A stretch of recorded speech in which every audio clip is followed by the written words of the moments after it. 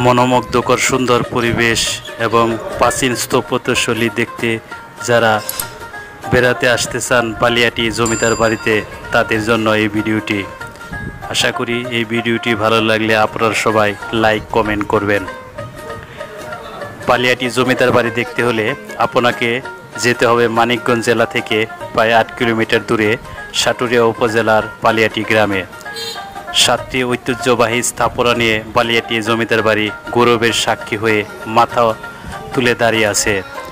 দৃষ্টিনন্দন এই জমিদার বাড়ির বিভিন্ন ভবন এক একজন উত্তরাধিকারের মাধ্যমে পৃথক সময় নির্মিত হয়েছে। বালিয়াটি জমিদার বাড়িটি বর্তমানে বাংলাদেশের প্রত্নতাত্ত্বিক বিভাগের মাধ্যমে সংরক্ষণ ও পরিচালনা করা হচ্ছে। আর জমিদার বাড়ির কেন্দ্রীয় ব্লকে রংমহল খ্যাত ভবনে জাদুঘর গড়ে তোলা হয়েছে। বালিয়াটি প্যানেল নামে পরিচিত এই জমিদার বাড়ি কিভাবে যাবেন? ঢাকার গাবতলী বাস টার্মিনাল থেকে আরিসা বা মানিকগঞ্জগামী যেসব বাস সাটুরিয়া হয়ে যায় সেই সব বাস করে যেতে পারেন। ভালো হয় গাবতলী থেকে সাটুরিয়াগামী বাসেও যেতে পারেন। সাটুরিয়া পার হয়ে সাটুরিয়া 0 পয়েন্ট নেমে যেতে হবে।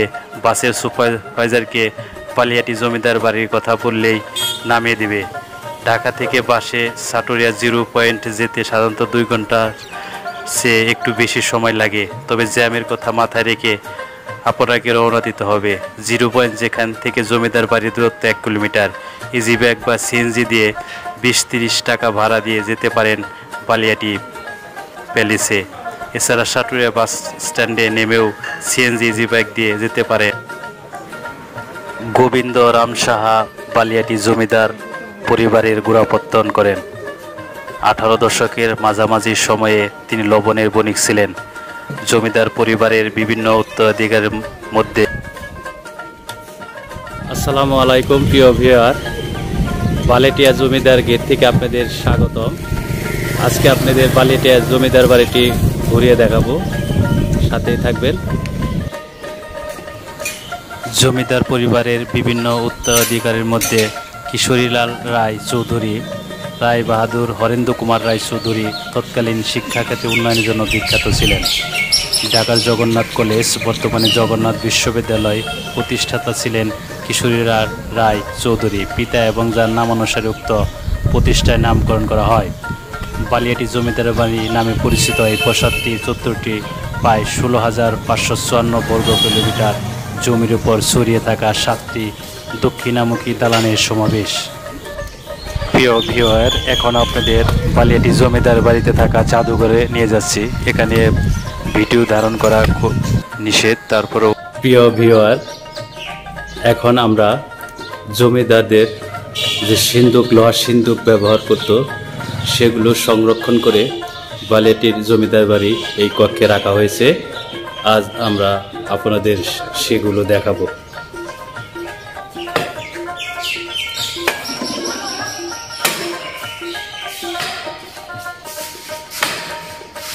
এটা জমিদারদের ব্যবহৃত লোহার সিন্দুক।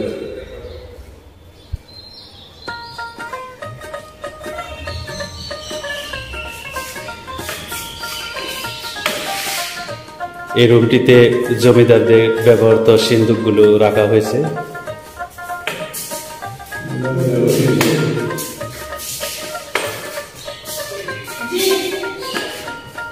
আপনারা দেখতে পাচ্ছেন জমিদারদের ব্যবহৃত লোহার সিন্দুক।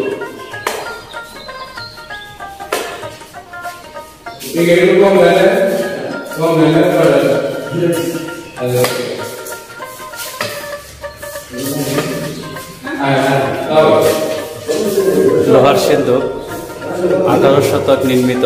জমিদারগণ এই সব লোহার সিন্দুক মূল্যবান দ্রব্যতে রাখার কাজে ব্যবহার করত।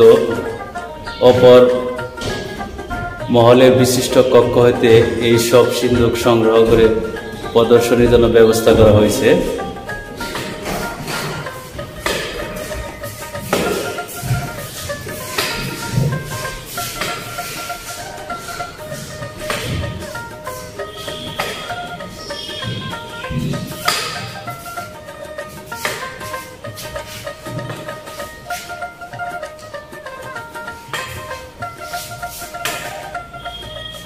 জমিদারদের ব্যবহৃত হলো আর সিন্ধুক আপনারা দেখতে পাচ্ছেন।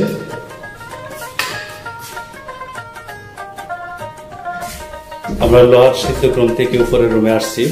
এখানেও জমিদারদের ব্যবহৃত বিভিন্ন জিনিসপত্র রয়েছে, সেগুলো দেখাবো।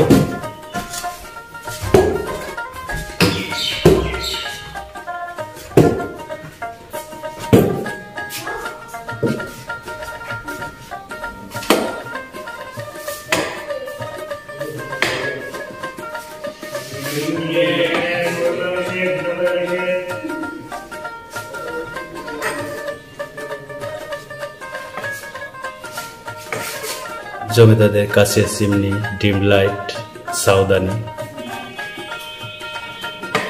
এটা পূজার আসন, জ্বলন্ত প্রদীপ, ডিলাইট, পূজার সামগ্রী,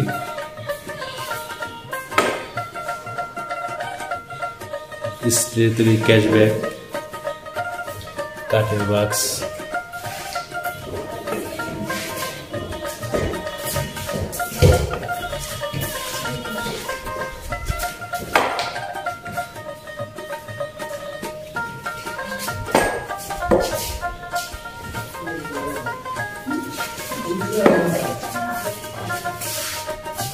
জমিতে ব্যবহৃত কাঠের টুল,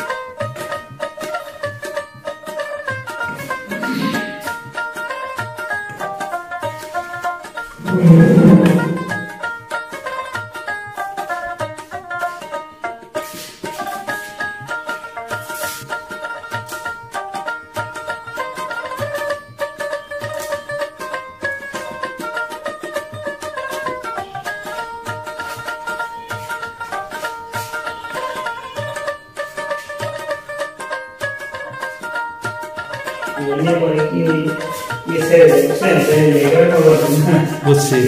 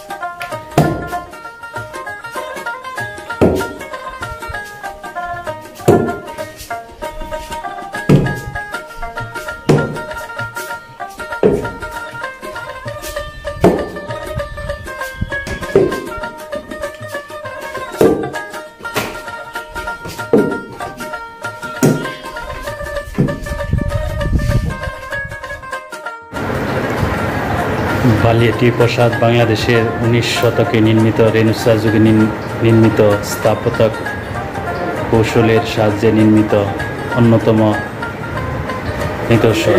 এই বিশাল প্রাসাদটি 20 একরের চেয়ে বেশি স্থান জুড়ে অবস্থিত।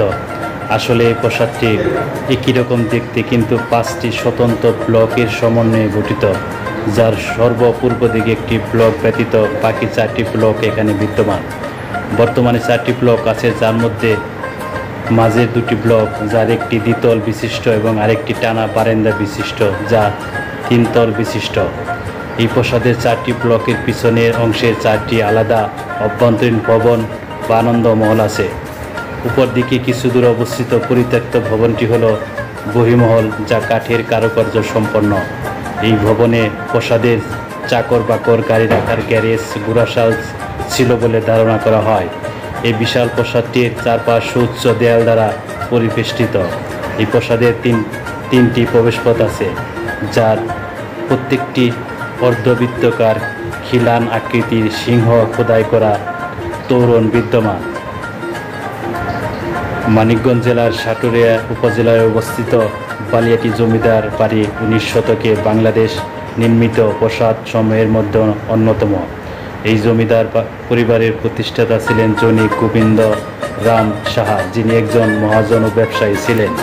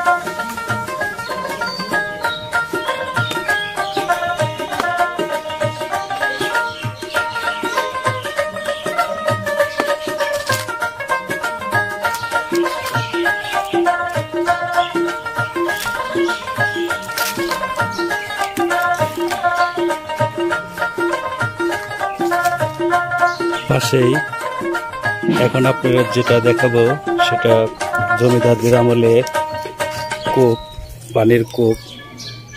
এটাই পানির কূপ। দেখুন জমিদারদের আমলে এখান দিয়ে কূপটার গভীর কত দূর দেখুন। এটাই কূপ। এটা পরিত্যক্ত ভবন এখন।